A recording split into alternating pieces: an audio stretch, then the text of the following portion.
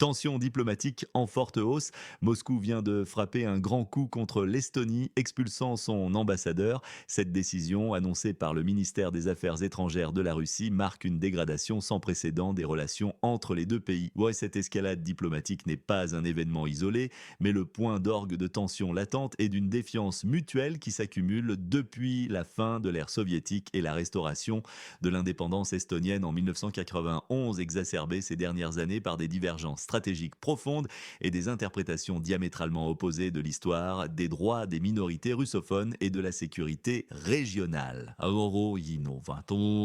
un instant, nous allons décortiquer les implications de cette escalade spectaculaire et ce que cela pourrait signifier pour la stabilité régionale. Non, mais que signifie concrètement cette rupture pour vous? Ces frictions qui s'intensifient de jour en jour impactent directement la sécurité européenne, la résilience des chaînes d'approvisionnement et potentiellement les prix de l'énergie sur le continent. Au-delà des considérations purement politiques, cette situation pourrait entraîner des perturbations majeures pour le commerce transfrontalier, notamment pour les ports baltes essentiels à certains flux logistiques, comme le transport de marchandises en vrac, de produits pétroliers et de conteneurs, ainsi qu'une révision des itinéraires de transport maritime et terrestre et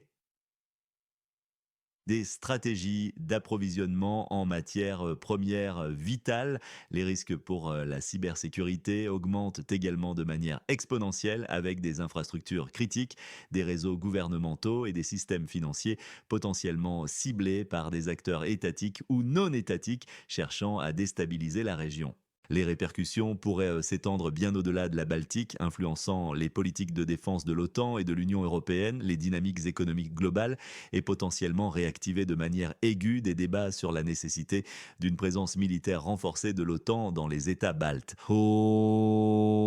Gardez l'œil ouvert car la situation est volatile et ses ramifications sont multiples, complexes et potentiellement systémiques pour l'ensemble du continent. Le ministère russe des Affaires étrangères a formellement annoncé la dégradation de ses relations diplomatiques avec la République d'Estonie, officialisant également l'expulsion de l'ambassadeur estonien Margus Leidre. Cette mesure radicale intervient à la suite de ce que Moscou décrit comme une série d'actions manifestement inamicales de la part de Tallinn, culminant avec l'exigence estonienne de réduire de manière drastique le personnel de l'ambassade de Russie à Tallinn, y compris le personnel administratif et technique chargé du bon fonctionnement des services consulaires. Pour le Kremlin, cet acte est perçu comme une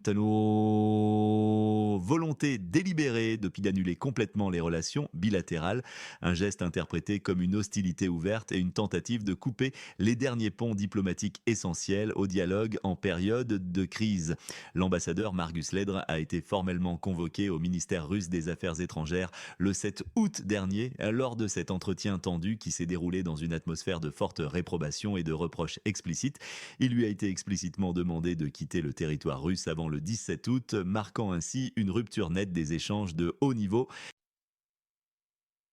En conséquence directe de cette expulsion, le niveau des relations diplomatiques entre les deux nations sera désormais abaissé, se limitant à celui de chargé d'affaires ad intérim, ce qui signifie une représentation minimale et une capacité de dialogue grandement réduite, complexifiant toute désescalade future. N'hésitez pas à nous dire en commentaire de quelle région du monde vous nous écoutez et comment vous percevez cette escalade et ses implications futures.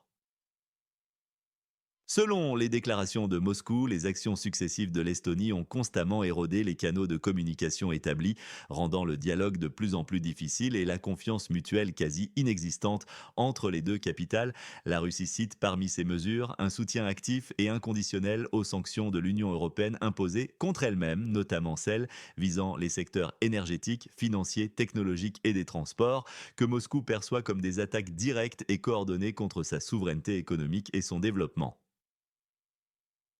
À cela s'ajoute l'introduction par l'Estonie de ses propres sanctions nationales, plus restrictives encore dans certains cas, interdisant par exemple l'entrée de véhicules immatriculés en Russie ou limitant les transactions bancaires avec des entités russes, renforçant ainsi la pression économique et politique sur la Fédération de Russie. Un autre point de discorde majeur réside dans la décision estonienne de démolir des monuments dédiés aux soldats soviétiques, une question profondément sensible pour Moscou qui y voit un affront à la mémoire historique du rôle de l'Union soviétique dans la défaite du nazisme et une tentative de glorification de l'idéologie nazie ou de ses collaborateurs locaux.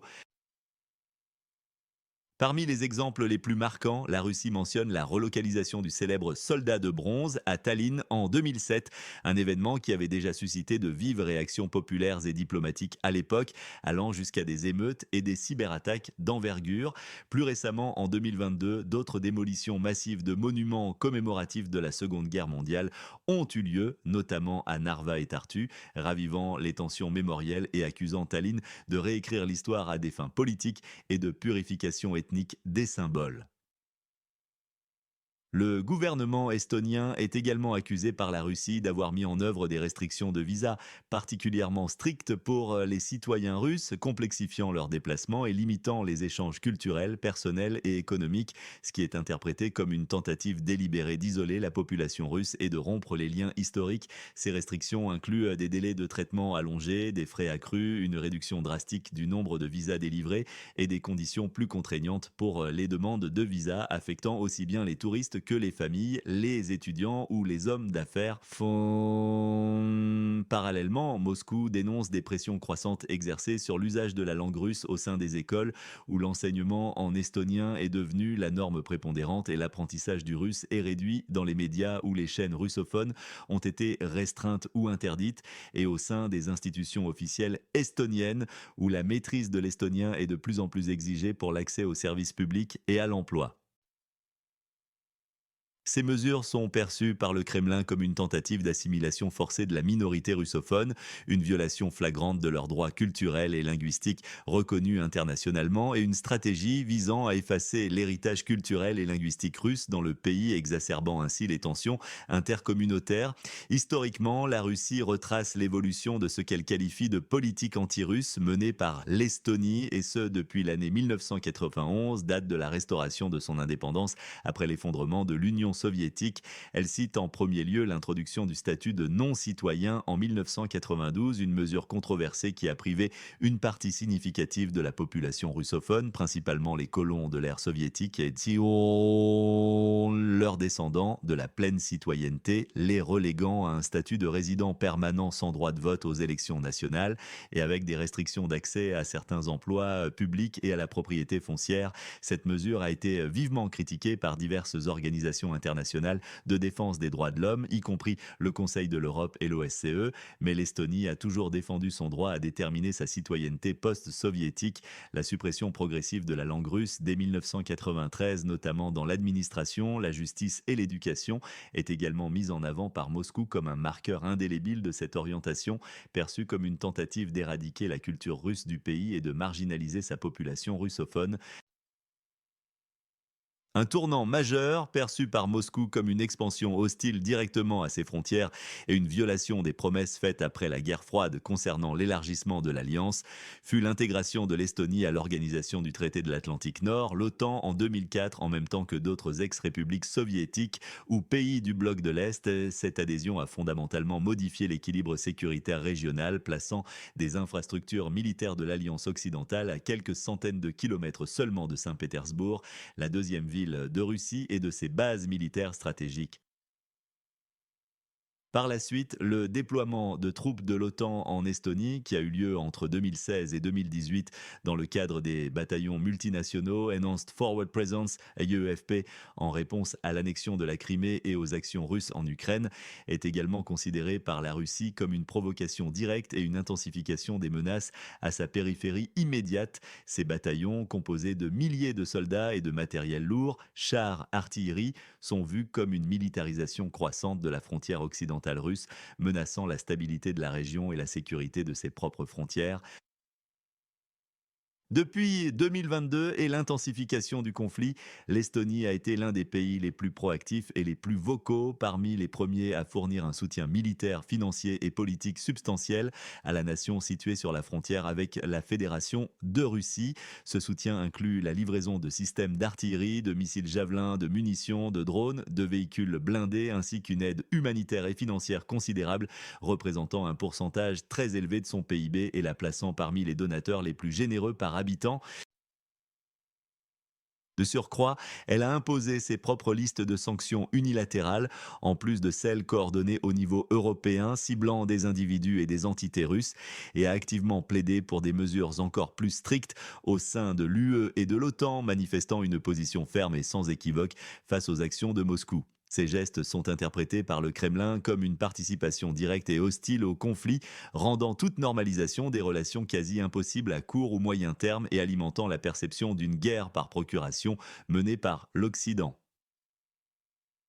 La Russie interprète les actions estoniennes les plus récentes, y compris la fortification militaire de villes stratégiques comme Narva, située à la frontière même avec la Russie, par l'installation de barrières physiques, de systèmes de surveillance sophistiqués et l'intensification des patrouilles militaires et la tenue régulière d'exercices militaires de l'OTAN sur son territoire, impliquant des milliers de troupes et des équipements de pointe, comme une tentative délibérée et calculée de provoquer un conflit ouvert.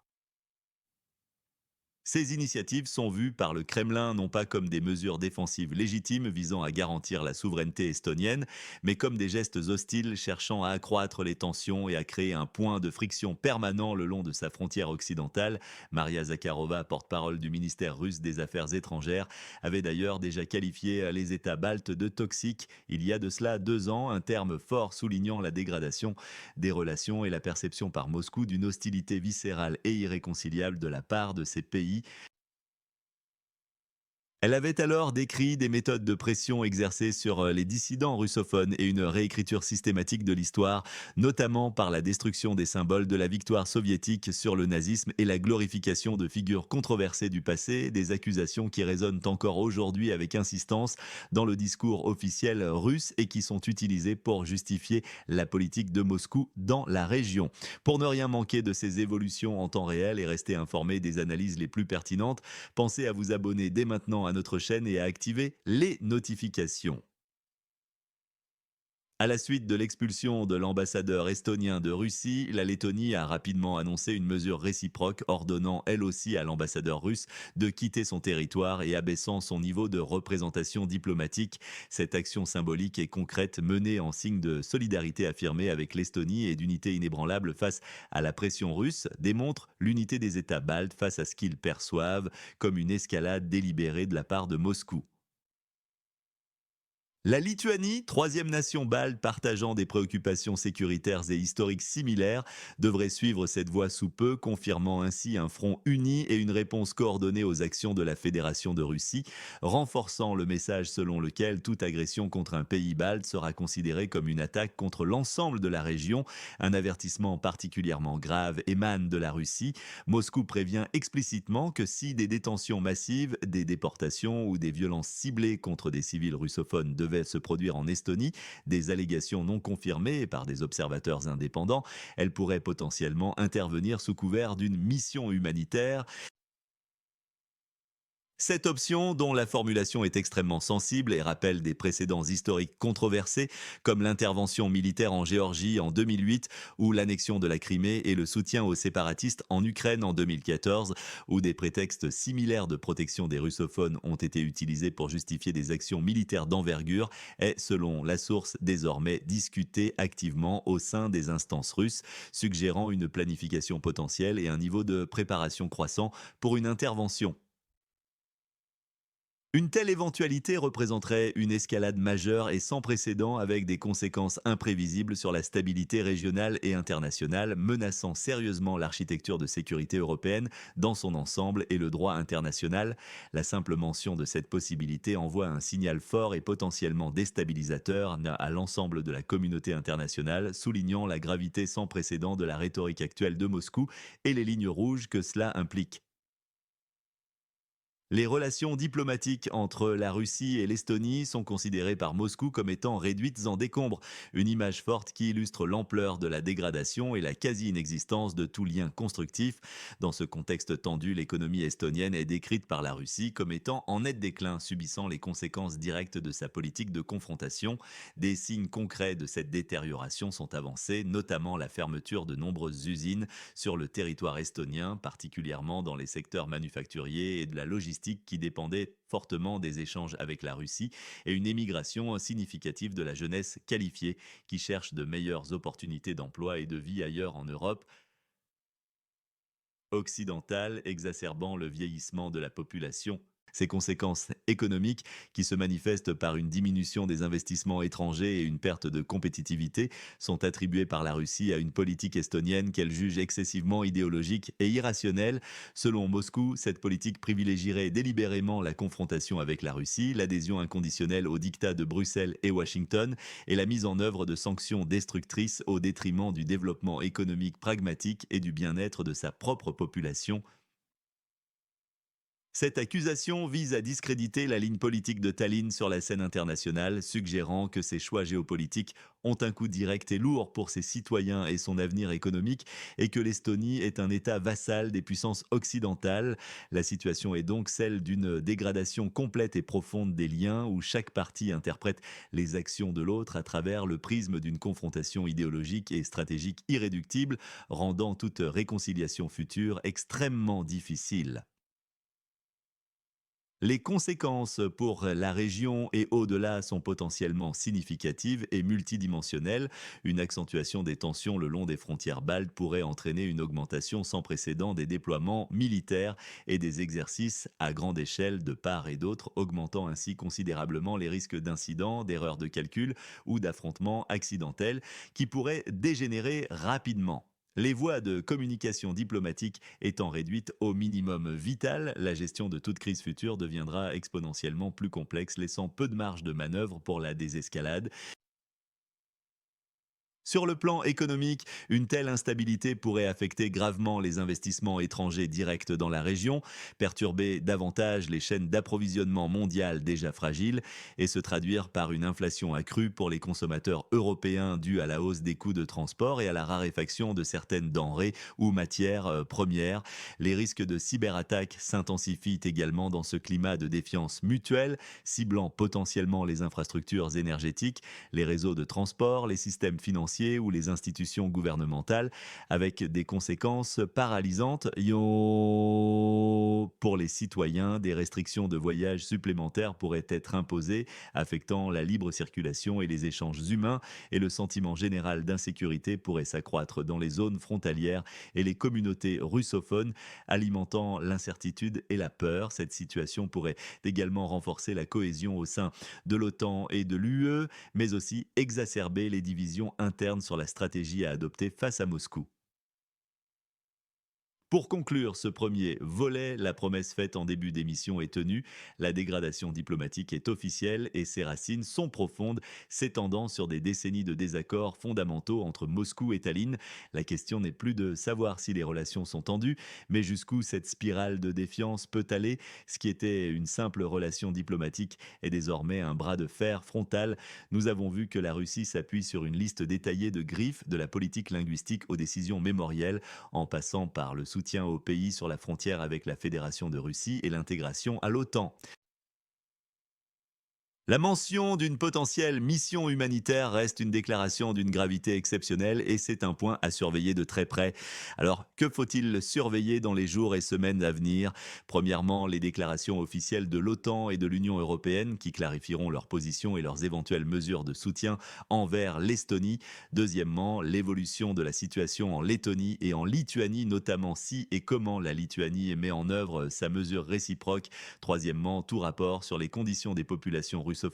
en Estonie, car c'est le prétexte avancé pour une potentielle intervention, et la réaction de la communauté internationale à ces rapports. Enfin, observer les marchés financiers, toute volatilité